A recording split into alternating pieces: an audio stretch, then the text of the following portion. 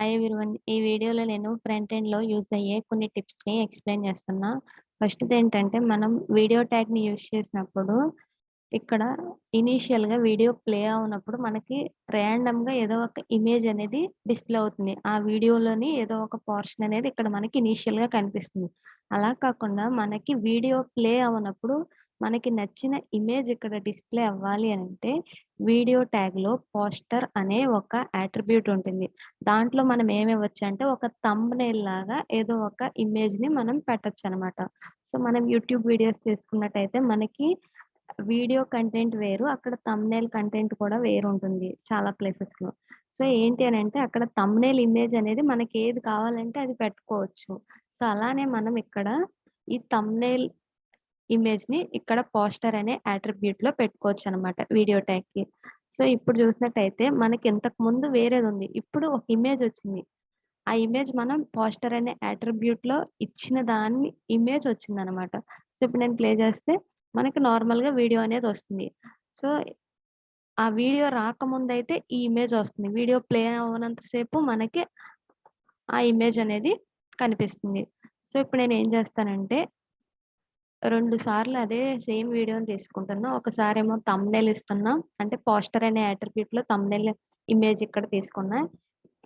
So, ఈ image నేమే thumbnail dot JPG అని ఇచ్చాను నేను. సో, ఇప్పుడు చూసుకున్నట్టయితే అక్కడ 2 వీడియోస్ ఉంటాయి. ఫస్ట్ వీడియోకేమో ఇది.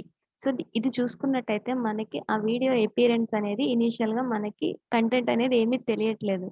సో, ఎందుకంటే అది ర్యాండమ్‌గా ఆ వీడియోలో ఏదో ఒక పోర్షన్ ఇక్కడ డిస్‌ప్లే అవుతుంది. అలా కాకుండా మనకి నచ్చిన ఇమేజ్ కావాలి అనంటే పోస్టర్ అనే అట్రిబ్యూట్‌ని యూజ్ చేసి సెట్ చేసుకోవచ్చు. నెక్స్ట్ ఏంటంటే ఆడియో ఫైల్‌కి సంబంధించింది. సో, ఇక్కడ మనం ఏదైనా ఒక బటన్ క్లిక్ పెట్టి, ఆ బటన్ మీద యూజరు ఎప్పుడైతే క్లిక్ చేస్తారో, దాన్ని బేస్ చేసుకొని మనం జావా స్క్రిప్ట్‌ని యూజ్ చేసి ఒక ఆడియో ఫైల్‌ని ఓపెన్ చేసి ప్లే చేయొచ్చనమాట. సో, ఇక్కడ నేను ప్లే మ్యూజిక్ అనే ఒక బటన్‌ని రాస్తున్నా. సో, దీంట్లోనేమో మ్యూజిక్ అనే క్లాస్ తీసుకుంటున్నా. సో, ఇప్పుడు యూజరు ఎప్పుడైతే ఆ ప్లే మ్యూజిక్ అనే బటన్ మీద క్లిక్ చేస్తారో, సో, అప్పుడు మనం ఏం చేద్దామంటే దానికి క్లిక్ ఈవెంట్ అనేది యాడ్ చేద్దాం.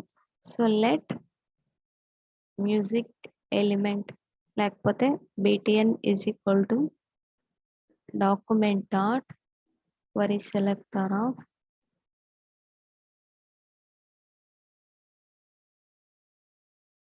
మ్యూజిక్ అనే క్లాస్ ఉన్న ఎలిమెంట్. సో, ఇప్పుడు మనం దీనికి క్లిక్ ఈవెంట్‌ని యాడ్ చేద్దాం. So, BTN dot on click is equal to ఒక ఫంక్షన్ ఏం జరగాలో అది ఇక్కడ రాయాలి. సో, ఇప్పుడు నేను ఇక్కడ అనానిమస్ ఫంక్షన్ తీసుకుంటున్నా. సో, ఆ బటన్‌ని క్లిక్ చేసినప్పుడు మనకి ఒక ఆడియో ఫైల్ లోడ్ అయ్యి ప్లే చేయాలి. సో, ఆడియో ఫైల్ అంటే మనం నార్మల్‌గా ఆడియో ట్యాగ్ అనేది రాస్తాము.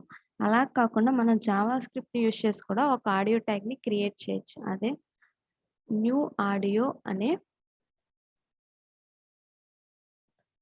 సో, ఇక్కడ దీని మీనింగ్ ఏంటి అనంటే ఆడియో అనే క్లాస్‌కి ఆబ్జెక్ట్‌ని క్రియేట్ చేస్తున్నట్టు. ఈ న్యూ అనే కీవర్డ్ యూజ్ చేయడం ద్వారా మనకి కొత్త ఆబ్జెక్ట్ అనేది క్రియేట్ అవుతుంది. దీంట్లో మనం ఏం ఇవ్వాలంటే ఆ ఆడియో ఫైల్ యొక్క పాత్ ఇవ్వాలన్నమాట. సో, ఇక్కడ నేను 1.mp3 అని ఇస్తున్నా. ఒక ఫైల్ అనేది ఆడియో ఫైల్ ఈ ఫోల్డర్‌లో సేమ్ ఫోల్డర్‌లో ఉంది. సో, ఆ క్రియేట్ అయిన ఆబ్జెక్ట్‌ని ఒక వేరియబుల్‌లో స్టోర్ చేసుకోవచ్చు. సాంగ్ 1 అని ఇస్తున్నా. సో, ఇప్పుడు మనం ప్లే చేయాలి అనంటే ఏ మెథడ్ యూజ్ చేయాలంటే ఆ ఆబ్జెక్ట్ నేమ్ డాట్ ప్లే అనే మెథడ్ యూజ్ చేయడం ద్వారా యూజర్ ఎప్పుడైతే ఆ బటన్ మీద క్లిక్ చేస్తారో ఈ ఆడియో ఫైల్ అనేది లోడ్ అవుతుంది. అండ్ ప్లే ప్లే కూడా ఫంక్షనాలిటీని ఇక్కడ మనం ప్లే ఫంక్షన్ యూజ్ చేసాం కాబట్టి ప్లే అయిపోతుంది. సో, మనకి ప్లే మ్యూజిక్ అనే బటన్ ఉంది.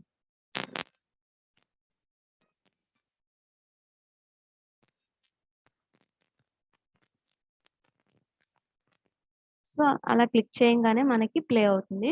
సో, మనం ఏం చేయొచ్చంటే నెక్స్ట్, ప్రీవియస్ అనే 2 బటన్స్‌ని క్రియేట్ చేసి నెక్స్ట్ క్లిక్ చేసినప్పుడు ఏ ఆడియో ఫైల్ ప్లే అవ్వాలి, రైట్ ప్రీవియస్ క్లిక్ చేసినప్పుడు ఏ ఆడియో ఫైల్ ప్లే అవ్వాలి అని చెప్పి, లేకపోతే మనం ఒక యారేలో ఆ ఆడియో ఫైల్స్ పార్ట్స్ అన్నిటిని ఒక యారేలో తీసుకుని నెక్స్ట్ క్లిక్ చేసినప్పుడేమో ఆ యారేలో ఉన్న నెక్స్ట్ ఎలిమెంట్ పార్ట్ ఓపెన్ అయ్యేలా, ప్రీవియస్ క్లిక్ చేసేటప్పుడేమో ఆ యారేలో ప్రీవియస్ ఉన్న ఎలిమెంట్ ఓపెన్ అయ్యేలా మనం రాసుకోవచ్చు అనమాట. నెక్స్ట్ మనకి ఒక ఆబ్జెక్ట్ ఉంటే ఆ ఆబ్జెక్ట్ యొక్క ప్రాపర్టీస్ ని ఇటరేట్ చేయడం ఎలా? ఆ ఆబ్జెక్ట్ లో మనకి ఎన్ని ప్రాపర్టీస్ ఉంటాయో తెలియదు. సో లెట్ పర్సన్ అని చెప్పి ఒక ఆబ్జెక్ట్ ని క్రియేట్ చేస్తున్నాం. సో ఈ పర్సన్ అనే ఆబ్జెక్ట్ కి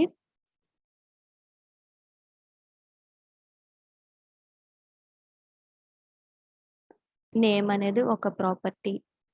సో నేమ్ XYZ అని ఇస్తున్నాం. అండ్ ఏజ్ అనేది ఒక ప్రాపర్టీ 26 అని ఇస్తున్నా. నెక్స్ట్ ప్లేస్ అనేది ఒక ప్రాపర్టీ. సో ఇక్కడ నేను ఢిల్లీ అని ఇస్తున్నా. నెక్స్ట్ కంట్రీ అనేది ఒక ప్రాపర్టీ, ఇండియా అని ఇస్తున్నా. సో నెక్స్ట్ ఇన్కమ్ అనేది ఒక ప్రాపర్టీ అండ్ దాంట్లో జస్ట్ ఒక 10 lakhs ఇస్తున్నా.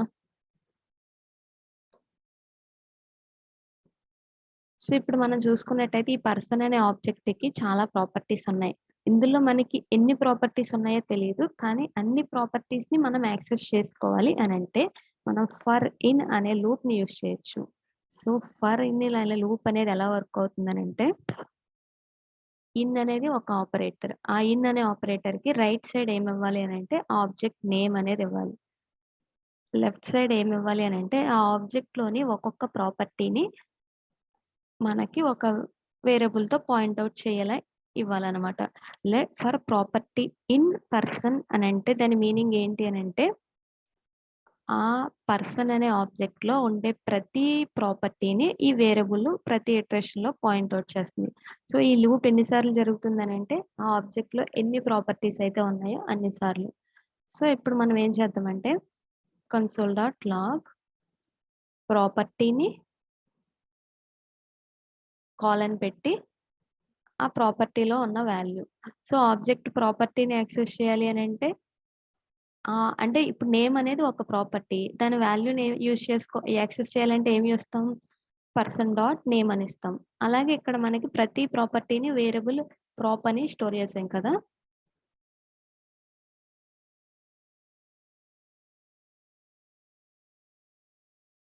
సో కాబట్టి పర్సన్ డాట్ ప్రాప్ అని వచ్చాం. ఫస్ట్ టైం ప్రాప్ అనేది ఆ వేరియబుల్లోనేమో నేమ్ అని ఉంటుంది, సెకండ్ టైం ఏజ్ అని ఉంటుంది. అలా ఎన్ని ప్రాపర్టీస్ ఆ ఆబ్జెక్ట్కి ఉంటాయో అన్ని సార్లు మనకి లూప్ అనేది జరుగుతుంది. సో ఇప్పుడు నేను కన్సోల్ ఓపెన్ చేస్తున్నా.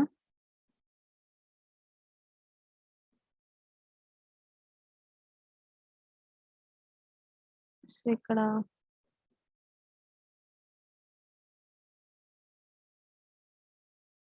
సో ఇలా మనం ఇటరేట్ చేసేటప్పుడు డైరెక్ట్ గా డాట్ నోటేషన్ అనేది వర్క్ అవ్వదు, మన స్క్వేర్ బ్రాకెట్స్ నోటేషన్ యూజ్ చేయొచ్చు. సో దీని మీనింగ్ ఏంటి అని అంటే పర్సన్ డాట్ నేమ్ అన్న మనకి XYZ వస్తుంది, అండ్ ఆ స్క్వేర్ బ్రాకెట్స్ లో కూడా మనం ఆ ప్రాపర్టీని ఇవ్వచ్చు పర్సన్ ఆఫ్ నేమ్ అని. సో ఇక్కడ ఈ విధంగా ఇస్తేనే వర్క్ అవుతుంది ఇటరేట్ చేసినప్పుడు ఫర్ ఇన్ లూప్ లో. సో ఇప్పుడు మనకి ఆబ్జెక్ట్ లో ఎన్నైతే ప్రాపర్టీస్ ఉన్నాయో అన్ని ప్రాపర్టీస్ వాల్యూస్ మనకి ఇక్కడ ప్రింట్ అయినాయి. Thank you for watching.